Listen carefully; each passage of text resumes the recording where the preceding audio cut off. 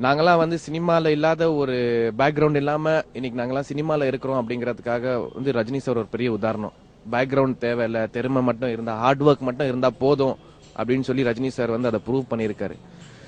Today's date எனக்கு தெரிஞ்சு உலகத்திலே, அண்ட் இன்ஃபேக்ட் நான் இதை வந்து ரொம்ப ஜென்யூனா சொல்றேன், உலகத்திலே த பிகெஸ்ட் ஸ்டார் அப்படின்னு யாருன்னு கேட்டீங்கன்னா எனக்கு தெரிஞ்சு இட் இஸ் ரஜினி சார். ஏன்னா அவரோட appeal it's not only in Tamil Nadu, it's all over India, all over the world. Super star Rajinikanth ஆசியாவிலே சொல்லப்போனால் செகண்ட் ஹையஸ்ட் பெய்டு ஆக்டர், அதிக சம்பளம் வாங்கக்கூடிய நடிகர்கள் ஆசியாவிலே 2வது இடத்தில் இருக்கிறார். அது 2ஆம் இடமா முதல் இடமான்னு கூட எனக்கு சந்தேகமா இருக்கு.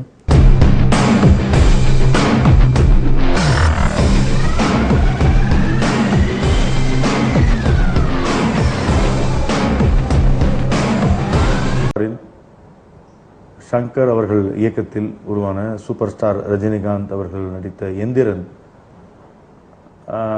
நிஜமாகவே உள்ளபடியே முதன்முறையாக ஒரு தமிழ் திரைப்படம் மாபெரும் வசூல் சாதனையை செய்திருக்கிறது. நாம் பத்திரிகைகளில் ஊடகங்களில் பார்ப்பதுண்டு வசூல் சாதனை என்று அந்த படத்தை சம்பந்தப்பட்டவர்களாக போட்டுக் கொள்வது. ஆனால் இது வந்து உண்மையாகவே நிஜமாகவே